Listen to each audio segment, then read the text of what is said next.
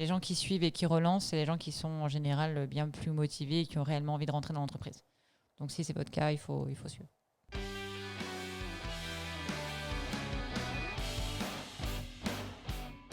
Bonjour à tous. Bonjour à tous.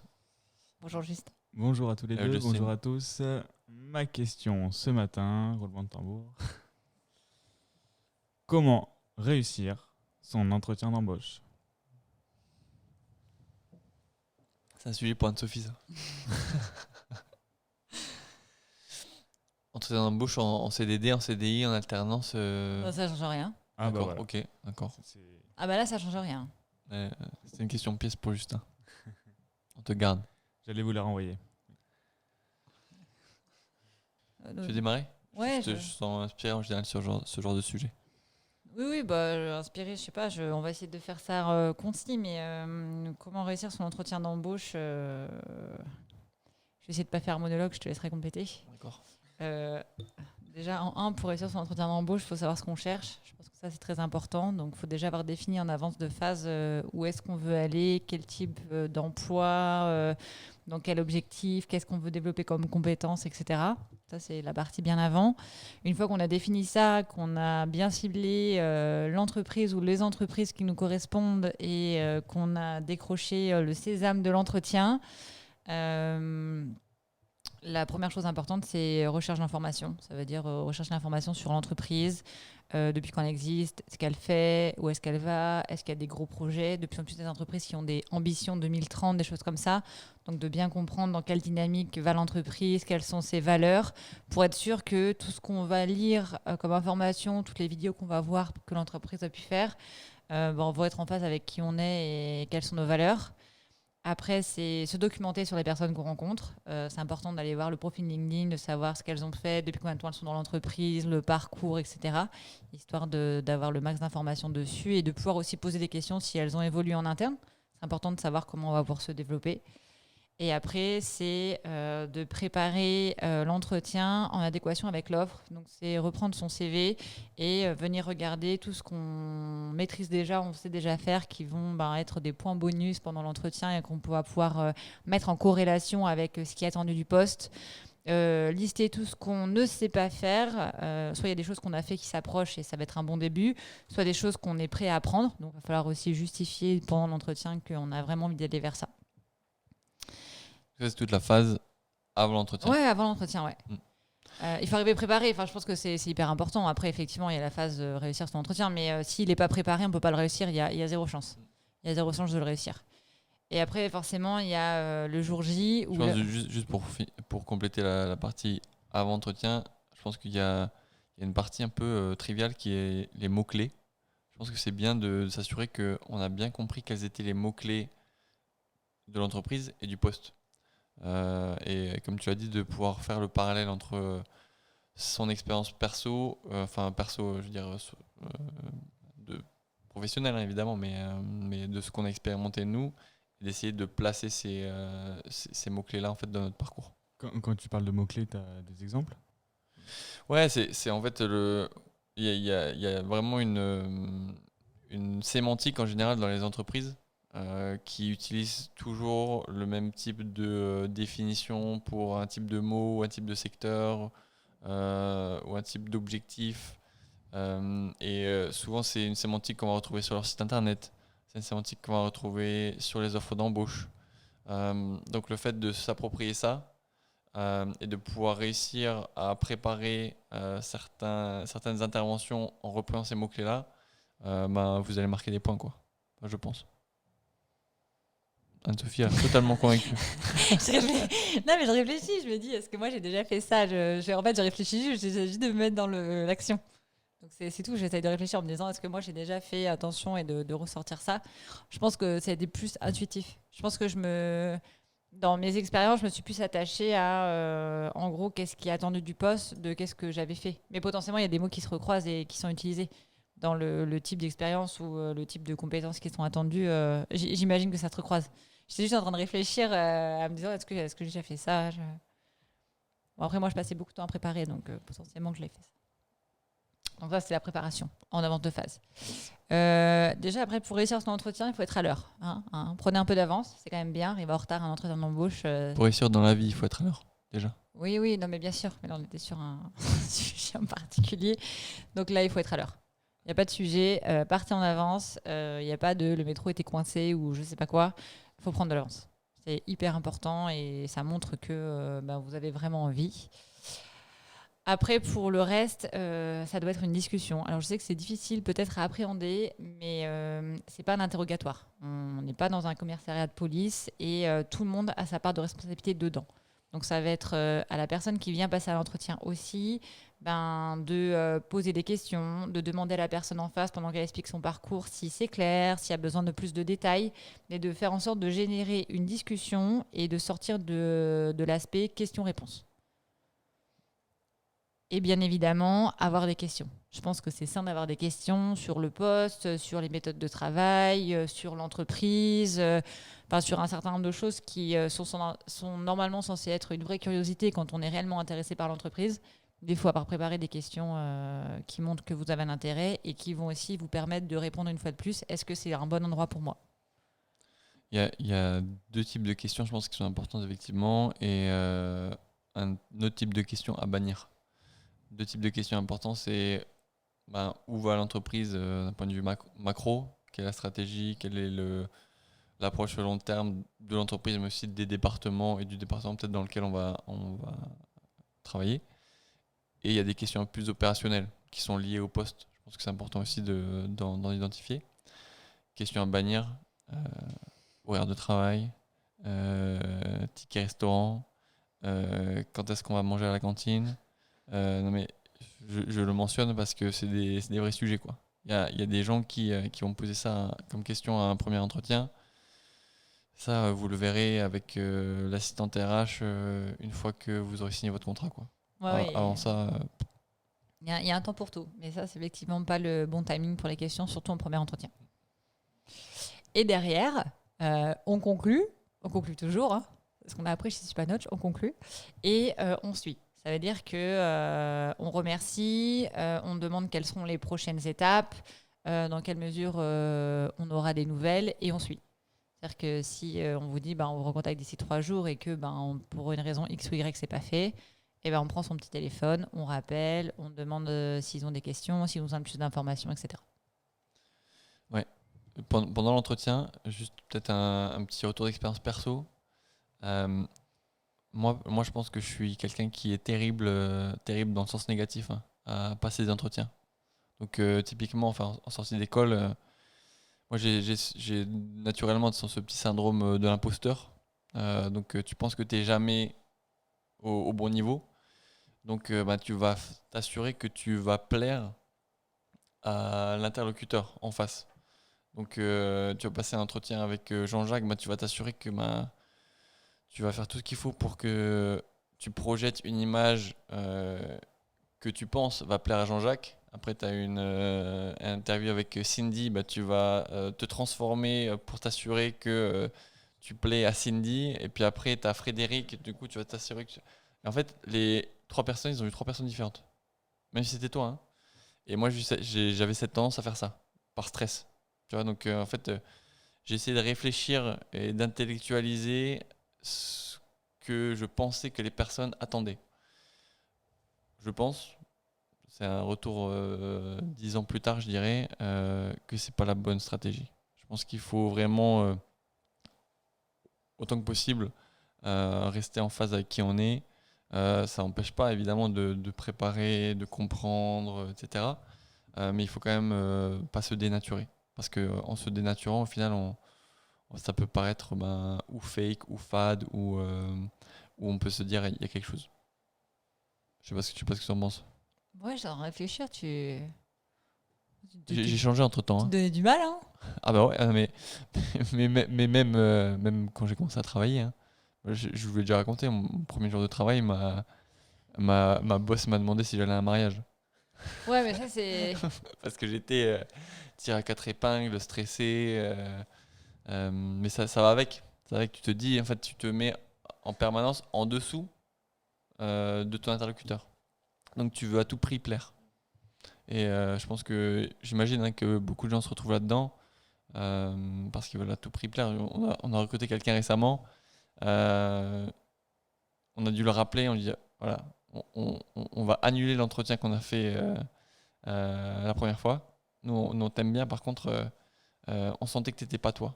Donc on refait l'entretien et il faut que ça soit toi. Bien en basket. Exactement. Et ça s'est beaucoup mieux passé. Mais je pense que c'est important d'être à l'aise au final dans l'entretien. Faut que les deux prennent du plaisir. Ouais, je pense que c'est dur d'être à l'aise, hein. Je pense que c'est dur d'arriver à l'entretien si on veut vraiment le poste et de dire je suis à l'aise. Et ben, franchement, je pense que si on ne l'est pas, moi, tu vois ce que je ferais, je le verbaliserais. Franchement, tu vois, tu arrives à l'entretien dès le début. Euh, Désolé, je suis un peu stressé, mais c'est vraiment un poste qui me plaît beaucoup. Votre entreprise, je l'ai regardé en long, en large, en travers. J'ai vu ce que vous avez fait. Je trouve ça exceptionnel. J'ai vraiment envie de faire partie de l'aventure. Euh, donc voilà, feu quoi. Et je pense que le fait de le verbaliser, ça te permet d'externaliser aussi ça. Et puis la personne en face de toi, elle voit que déjà, ben, t'es vraiment motivé et peut-être qu'elle va t'aider effectivement à te calmer ou à adoucir le truc ou peut-être pas te prendre de haut. Et puis si elle te prend de haut alors que tu lui as dit ça, c'est que c'est pas la bonne personne ou que c'est pas la bonne entreprise. Ce ne résume pas une personne, mais Ouais, mais ça te donne, je dirais, beaucoup je dirais d'informations déjà sur le type de personnalité qui sont dans l'entreprise. Parce que toi, tu t'ouvres au final, de manière très humble, très humble, très humble. Je sais pas si on fait la liaison ou pas. Euh, Tu t'ouvres à une personne. Donc si tu t'ouvres à une personne et que cette personne elle t'enfonce, bah c'est terminé, hein. ouais, mais non, tu peux pas être aussi généraliste sur un entretien. Je veux dire, c'est peut-être le premier et peut-être que les deux autres personnes derrière, elles sont pas du tout comme ça. On peut pas résumer une entreprise à une personne sur un entretien. Tout le monde ne le fait pas de la même manière. La personne peut avoir une très mauvaise journée ou avoir eu un gros problème et on peut pas sceller le destin d'une entreprise après une personne à l'entretien. Moi, je pense qu'il faut aller au bout du process. Si les trois sont pareils, là, par contre, effectivement, se dire attention, warning, quoi. Il y a un trait de caractère commun qui prend un peu les gens de haut. Alors, soit c'est une technique de recrutement, mais en tout cas, toutes les personnes que j'ai vues ont la même approche. Et là, peut-être warning. Ouais, enfin, si cette personne-là est ton N+1 ou ton futur N+1, attention quand même. Enfin, après c'est chacun voit midi à sa porte, comme dirait ma grand-mère, mais si tu vois quelqu'un qui t'enfonce alors que toi tu viens de t'ouvrir et que cette personne-là c'est potentiellement ton prochain manager, moi, no go. Je finis l'entretien proprement et puis après je cherche une autre entreprise parce que ça me ferait peur.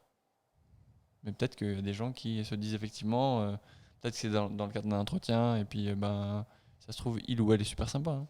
Ouais, je pense que tout le monde ne sait pas faire passer des entretiens. Je pense que c'est bien plus compliqué que ce que la majorité des gens pensent. Et des gens qui n'ont pas du tout l'habitude de creuser, s'intéresser, d'avoir la bonne posture peuvent être aussi mal à l'aise dans le rôle. Donc, Ouais, potentiellement. Du coup, désolé, je t'ai interrompu pendant l'entretien. Du coup, t'allais dire des choses intéressantes pour l'après-entretien. non, bah, je disais, après entretien, c'est suivi. Suivi. Il faut effectivement, l'entreprise elle est censée revenir vers vous, vous faire du feedback, etc. Mais n'hésitez pas à suivre vous-même et à relancer. Les entreprises peuvent être très compliquées. Il peut y avoir une grosse problématique client ou autre qui ferait que ça a pris du retard. Donc, il faut suivre. Les gens qui suivent et qui relancent, c'est les gens qui sont en général bien plus motivés et qui ont réellement envie de rentrer dans l'entreprise. Donc, si c'est votre cas, il faut suivre. Suivre, ça veut dire petit email de remerciement après l'entretien. Ça veut dire petit coup de téléphone après 1 ou 2 semaines si on n'a pas eu de retour alors qu'on pensait qu'on allait avoir un retour. Concrètement, c'est ça quoi. Et effectivement, ça, très peu de gens le font. Euh, j'ai une autre idée qui me vient en tête aussi en termes de préparation. Avant même de signer, hein, il y a des gens de plus en plus qui contactent des employés de leur futur employeur pour savoir en fait comment ça se passe en interne. Ça peut être aussi une source d'information intéressante pour avoir un avis, je dirais, un peu plus euh, neutre, peut-être pas neutre, mais objectif de l'environnement, du futur environnement de travail, quoi. Après, encore une fois, hein, c'est comme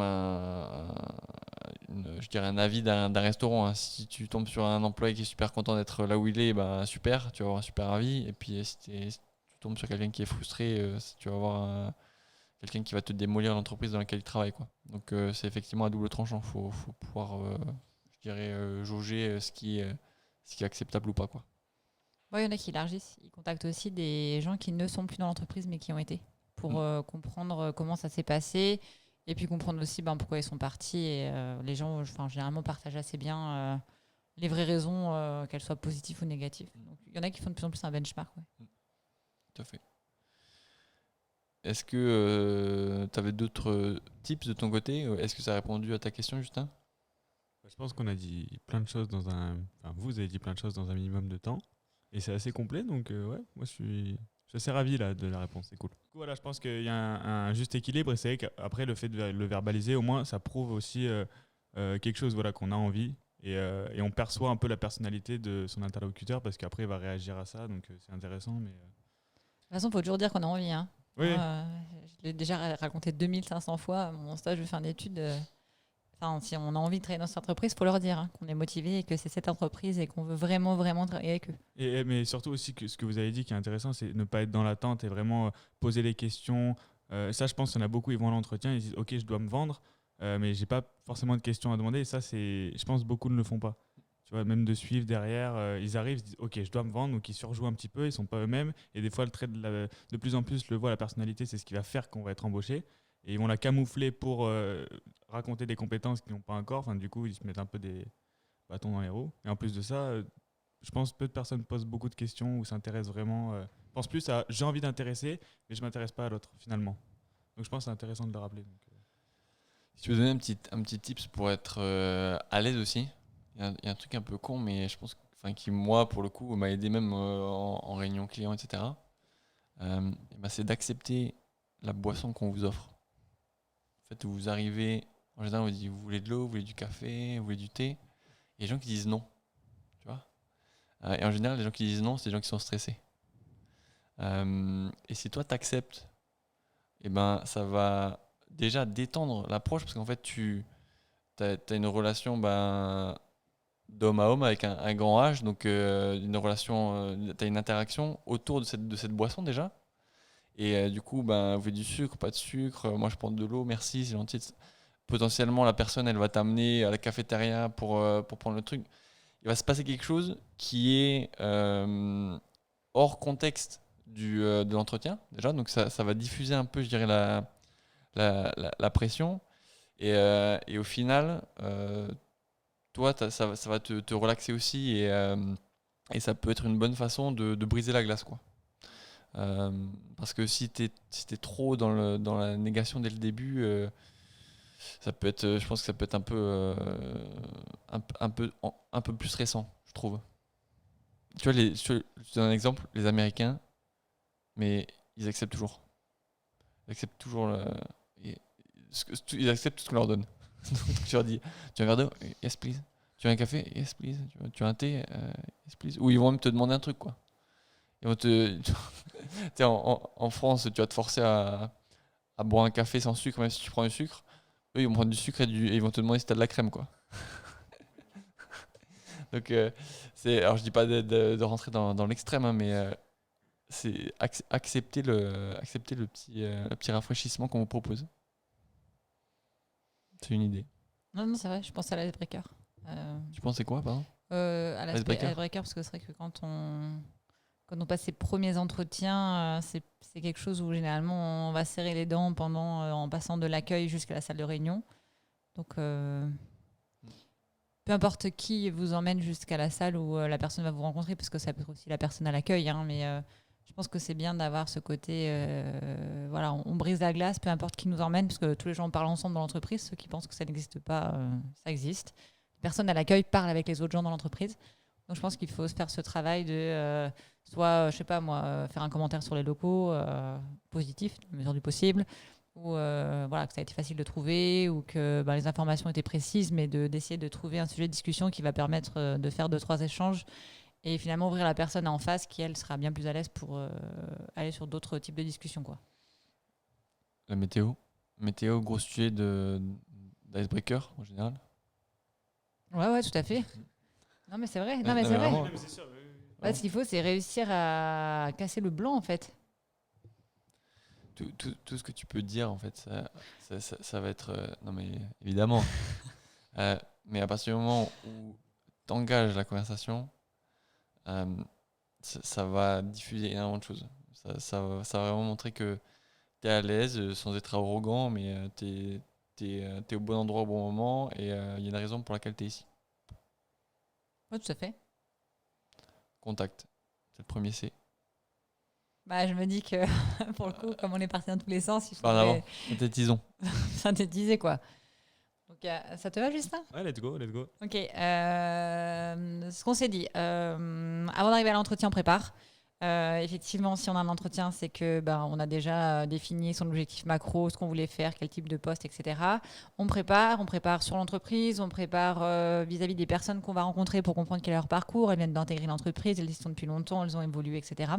Ça va permettre de faire une première chose qui est lister une liste de questions qu'on va avoir sur l'entreprise, sur l'évolution dans l'entreprise vis-à-vis du parcours des gens, etc. Et la deuxième chose qu'on prépare, c'est adéquation entre son CV et l'offre d'emploi. Pour que naturellement, on fasse ressortir ce qu'on a déjà fait, les expériences qu'on a déjà qui sont similaires et attendues, et qu'on liste aussi les choses qu'on n'a potentiellement pas encore fait et pour lesquelles on a réellement envie d'apprendre, monter en compétences, et puis on a peut-être déjà fait des choses en parallèle qui peuvent montrer qu'on va dans ce sens-là. On a parlé aussi des mots-clés de l'entreprise pour essayer de s'approprier le vocabulaire de l'entreprise qui va ressortir dans le site internet, dans les vidéos ou même dans l'offre d'emploi. Après, c'est le jour J. Le jour J, on arrive à l'heure, en avance. On a dit que l'important, c'était de ne pas du tout être en retard. Derrière ça, l'idée, c'est dès le début d'essayer de se mettre à l'aise et de mettre à l'aise les gens. Donc, on a bien parlé de l'icebreaker. Trouver un sujet de conversation pour aller de l'accueil à la pièce dans laquelle on va aller. Peu importe qui nous y conduit, que ce soit la personne qu'on rencontre en entretien, la personne de l'accueil, quelqu'un d'autre qui rend un service, etc. Ça permet de déjà parler à des gens, donc de faire descendre le stress et puis de créer un premier contact.